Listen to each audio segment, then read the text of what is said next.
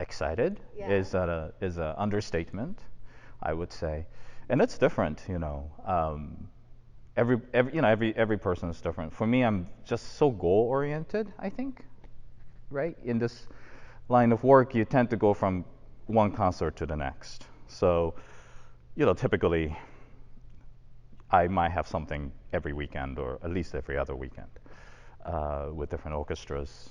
And so when that stopped in March, then that was the last program I conducted was our Masterworks concert back in March, which we decided to do at the last minute without an audience. So we live streamed that one.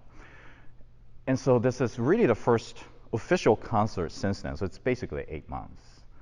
And of course, the world, a lot of things happened, in the world. And I'm lucky because where I teach at UMass, at least a string orchestra has been meeting in person. But since we really can't have concerts per se in a traditional sense, it's kind of hard to kind of like not get motivated, but in some ways maybe to get really feel that rush and feel the pressure and feel the excitement of performing.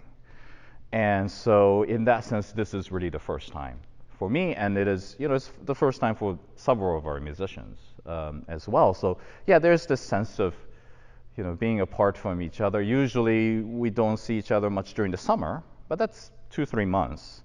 So 8 months of not really performing together as an orchestra, other than chamber ensembles indoors.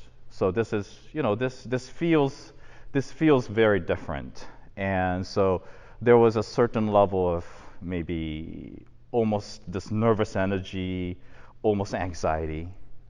And usually I don't feel that with an orchestra that I know, right? It's a different things. People always say, "Do you get nervous before a concert?" And usually I don't. I get more nervous before a first rehearsal either with an orchestra that's new, so it's some place I've never been to, and it's our first date almost.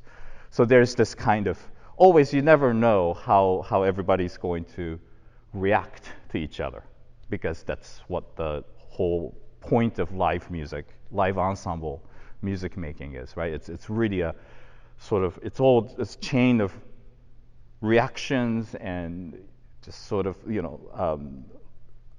live adjustments and all of these things. There are a lot of communications that's happening without anything being said while we're making music, and that's what makes live music special. And so when you go somewhere for the first time, there's a sense of not knowing what's going to happen. So there's that sense of unknown. So that makes me a little bit anxious and nervous. Or working with a soloist with whom I've never worked before. That's a little bit similar too. But like here, I've been here since 2008. So the people in this orchestra, they're my family. We've been making music together for a long time. But walking to the hall before the first rehearsal, there was this sense of, maybe it was like a first day of school type of jitters, I guess you could say. So that was interesting. That was very exciting and very kind of not nerve-wracking, but yeah, it was a different feeling, Yeah, so it was one of the first things that I realized, that what we are doing here this weekend is special, and that if this pause, the big pause button during the last 8 months, if that has taught us anything, it's to not take anything for granted, especially when in this kind of pandemic, things where people gather together and do something together towards a common goal, which, like putting together a musical program like this one. So it's one of those things. I'll never take that for granted again, after having had this big pause.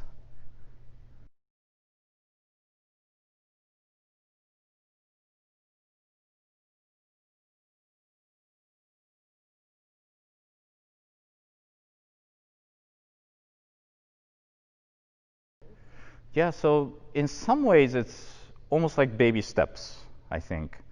So I knew that we weren't going to be able to, as triumphant as it would have been to put on, let's say, a performance of Beethoven's Ninth, right? Because with a fairly large orchestra, a chorus, vocal soloists, that's just not something that can happen right now, the way things are. Unless we have some huge outdoor venue or something like that, but logistically that's still very challenging. So given that we knew we had to essentially keep the social distancing protocol for each musician. And we're blessed here at the Koga Center because the stage here is huge. We have a fairly large space to work with. So we can put, many musicians on this stage, even with the distance. But then there comes the question of, if it gets too far, there's that kind of a whole coordination issue that might come in, especially if we're not used to being apart from one another. Because again, and this is interesting, because you'll see like all the string players will be, and myself, will be wearing masks. And a lot of what we communicate with while we're making music, while I'm conducting, while they're making music in the orchestra, we do through our facial expressions. And so the winds are spaced farther apart than they usually are. We tend to always want to be closer to each other when we make music. So in the winds, for instance, each, like, let's say a flutist can kind of get the sense of how the oboist next to them will breathe, and get a sense of where are they going to take a breath in this phrase, for instance. Those little things or little subtle cues that we are used to getting from each other, those things have to be either really be amplified, or we just can't rely on them in this new circumstance. So I knew that I wanted to kind of keep our first program back to be somewhat on the more intimate, smaller orchestra size, just to kind of, again, baby steps or so, just to get our feet wet, so to speak.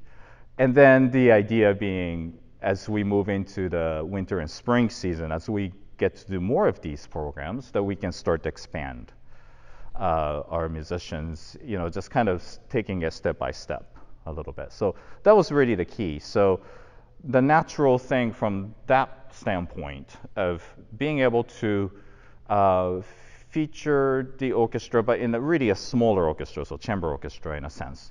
So the first piece that came to my mind was the Appalachian Spring, which when Copeland wrote that, obviously it was premiered as a ballet with Martha Graham. She commissioned it, and she danced the principal role in that. The venue where they performed it for the first time was Library of Congress in DC, and it's not a huge space. Especially, it's not really much of a pit area. So that's why Copeland, out of necessity, chose to score for 13 instrumentalists. And that was the original version.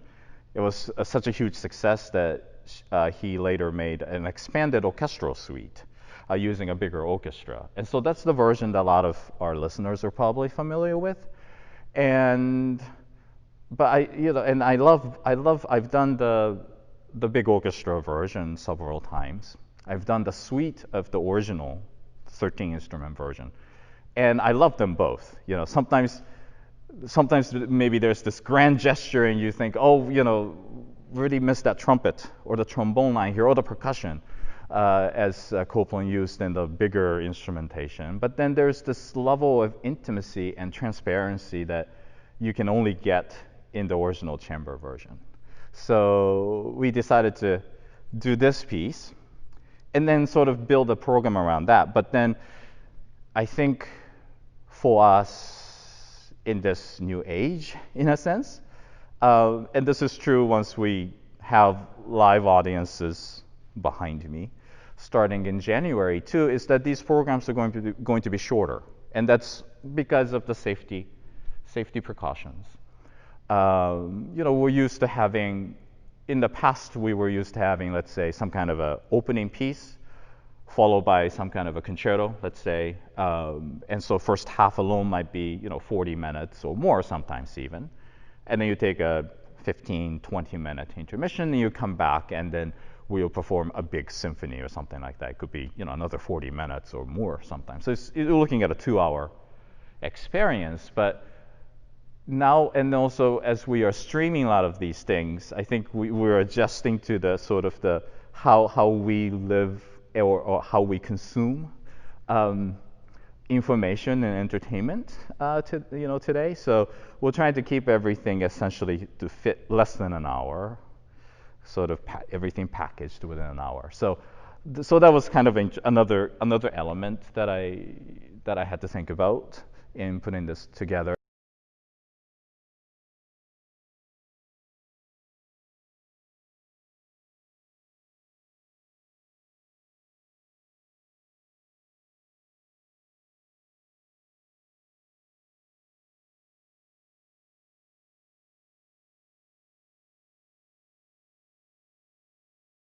Because this, we're approaching Thanksgiving, and Thanksgiving tradition was a new experience for me when I first came to the U.S. when I was in high school. But I always remember it as a time for families to get together, family and friends to get together, and it has, to me, the whole Thanksgiving tradition, or the way we celebrate Thanksgiving in the U.S. There's a little bit of sense of nostalgia also, and it is also to us, it's time to celebrate togetherness, family, but also kind of moment of reflection at the same time. It's one of the few times that a lot of families get together during the calendar year, right? And it comes before Christmas, so for a lot of people, it's the first time that maybe they see each other since the previous Christmas, or maybe 4th of July or something like that.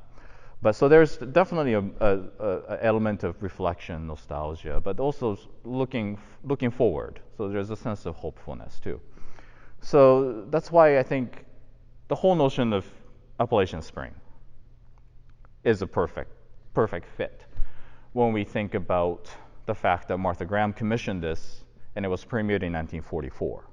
So there was that sense of renewed optimism for the future, as could tell that the war was starting to come to end, hopefully. So there was the hope for the end to the war, end to the conflict, and it was a very timely topic too, because the main event, so to speak, in the Appalachian Spring is the wedding, right? So it's the main characters. There are three main characters, right? So there's the husband to be, bride to be, and the revivalist. So they all have big musical moments during the ballet, but it's the whole notion of starting a family together in a somewhat unfamiliar situation. So there's a certain level of anxiety, certain level of sort of anticipation, but also kind of not knowing what's going to happen. There's a sense of unknown about starting a family. But then there's a whole element of joyful gathering of people. There's a wedding scene. So obviously it's a very joyous, celebratory character to it. Revivalist music is quite charismatic.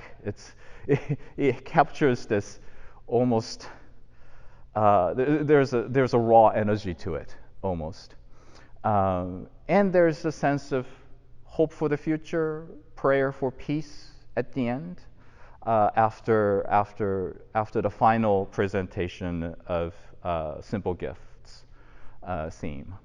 So it was a very fitting at the time when the piece was written in 1944, and I think it is a very fitting theme now, as the nation and the world in some ways we were torn apart by many things during the last 8 months through the course of 2020, and we're now finding ways to come back together and sort of pick up pieces in some ways, but there's this hope for the future, but then there's still this level of unknown as well. And so to me, it's the whole message of Appalachian Spring is a perfect one for us to sort of come back together as the orchestra for a first time in 8 months, and looking to the future. So that was, that's the centerpiece of the program. And so the two shorter pieces that precede it are both American. So it's an all-American program. And because of Thanksgiving coming up, I thought that would be a perfect tribute to American music, to our art form, and all of these things. So we're opening with a piece by Dick Goodwin, who is here in Columbia or here in South Carolina. He's a household name. He's been a phenomenal performer, composer, arranger, educator, conductor, you name it, for a long time here in Columbia and beyond. For those of you who are tuning in from elsewhere around the world, he might be a new discovery for some of you out there. But so the piece we're doing by him, and also incidentally, he's really a part of our extended family at SC Phil, because his wife Winky is our principal keyboard player. So you will see her in her husband's music, as well as Copeland's, as well as in Copeland as well. But so yeah, Dick actually wrote this piece a few years back. It's a reworking of the piece that he wrote for Robert Jesselson and Charles Fugo. So it was a cello piano piece called Dissal Dances. And they have traveled, Dick has traveled around the world, right, in his career. When they lived in Texas, there was a famous music hall, dance hall really, outside of Austin, Texas, and it was called Dessau Hall because it was found way back in the late 19th century by German immigrants who came from the Dessau area in Germany. And so it was sort of it was a happening place where throughout its history, who's who in music at the time performed there in front of this. I think it fits like 1,500 people or something. Elvis played there many times, and Patsy Cline and so on. But earlier on in its history, there were all these dance bands that came and played in the sort of the big band era, right? So Glenn Miller and Tommy Dorsey, Woody Herman, they all brought their big bands to play there, and people were dancing. Of course, there's a dance hall, so people listen to music but also dance too, right? So it's it's a fun piece. And what Dick did in this piece is to kind of feature 3 of those dance forms that were popular. So there's a polka at the end, you will hear, and then there's a polka that kind of gets a little rowdy at the end. So it's very, like, you can kind of imagine people maybe having a really good time, and maybe beverages are starting to spill a little bit because the movements are getting a little bit rambunctious and slightly, maybe a little bit out of control. So you can kind of get a sense of that in the end of the piece. And the middle movement is a beautiful waltz, but it has a very kind of a German character to it in the middle. And then the first movement is this old dance form that is called Shoddish. So Shoddish and waltz and polka. But what's really cool about this is that apparently, and I've never been to these dance halls, right? Historic like dance halls. But I can't dance, so I mean, why would I do there?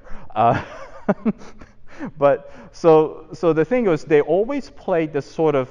There was a thing called the promenade, and in Dick's piece, first movement and the third movement, they both have a promenade element to it, and it's almost like a musical cue. And in real life, at dance halls, promenade was sort of a game of musical chair. So the band will play this phrase or this music, promenade music, and people will move around, and then that's how they change their dance partners throughout the evening.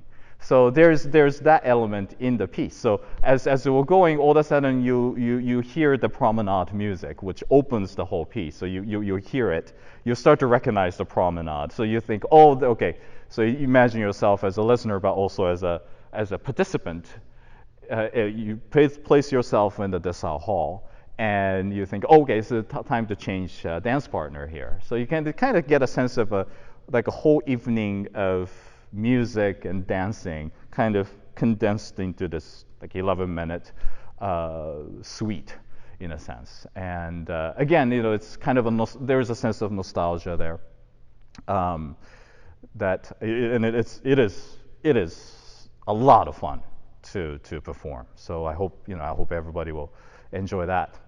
Okay, so between the Dick Goodwin's piece and the Copland, we are performing a piece which is a recent discovery for me, and that is Serenade by William Grant Still.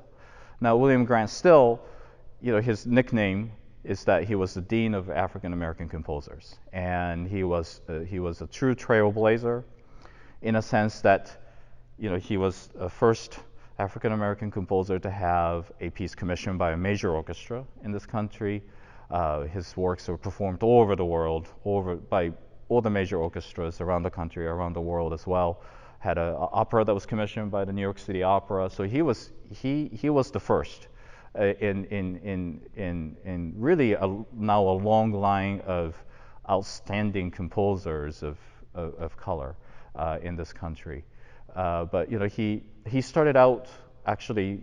Now I mentioned dance bands in Dick's piece, and that's how he started his career, William Grant Still. So he started sort of playing in this blues band, so to speak, and that's where he also kind of developed his skill first as an arranger and orchestrator, and then he actually also had written a lot of film scores as well in the 30s and the 40s. But he has about over 200 pieces that are published.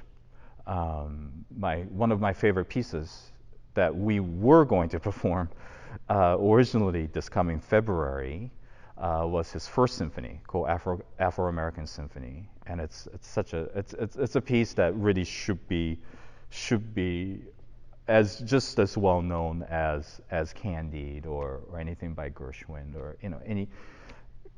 or Copland, but we were going to do that piece, and of course it requires about 80 musicians, so we have to wait probably another year before we can share that piece with our audience here in Colombia.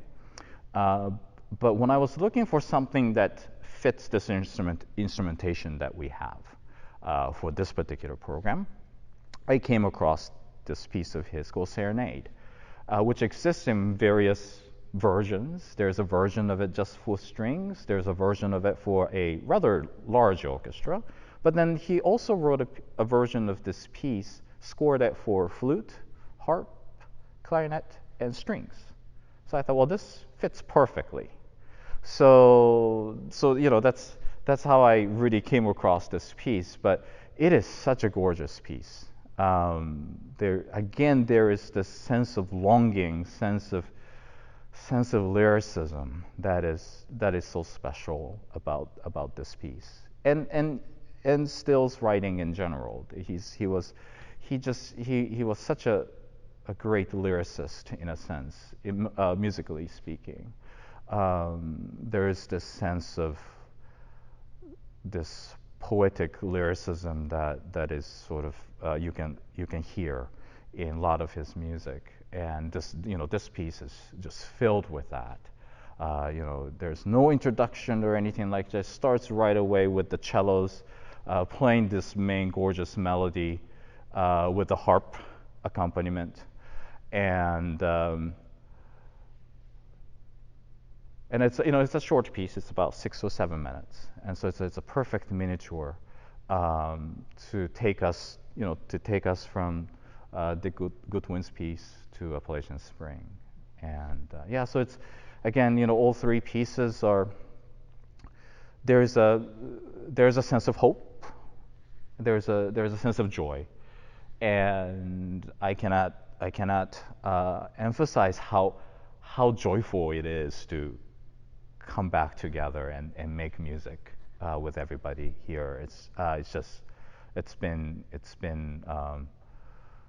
quite an experience that hopefully that sense of occasion, that sense of love of music making, and our love for these particular pieces, and also, but more importantly, our love for making music with one another, and for our audiences, and even though you're not with us here at the Core Center, and you might be tuning in from all over the country, all over the world, our love for, and this is true for all of us musicians, we exist because of our audiences, and so in a sense it's been a trying time to put these things together without having an audience really in the house. But we are always thinking about our virtual audience or whoever might be tuning in. So I want to thank everybody for tuning in to this program. And so it's let's hope for let's kind of use this concert, use this music, shared musical experience as a moment to reflect, but also to have the sense of hope and have a sense of togetherness, cohesion, so to speak, for the future in this country and around the world.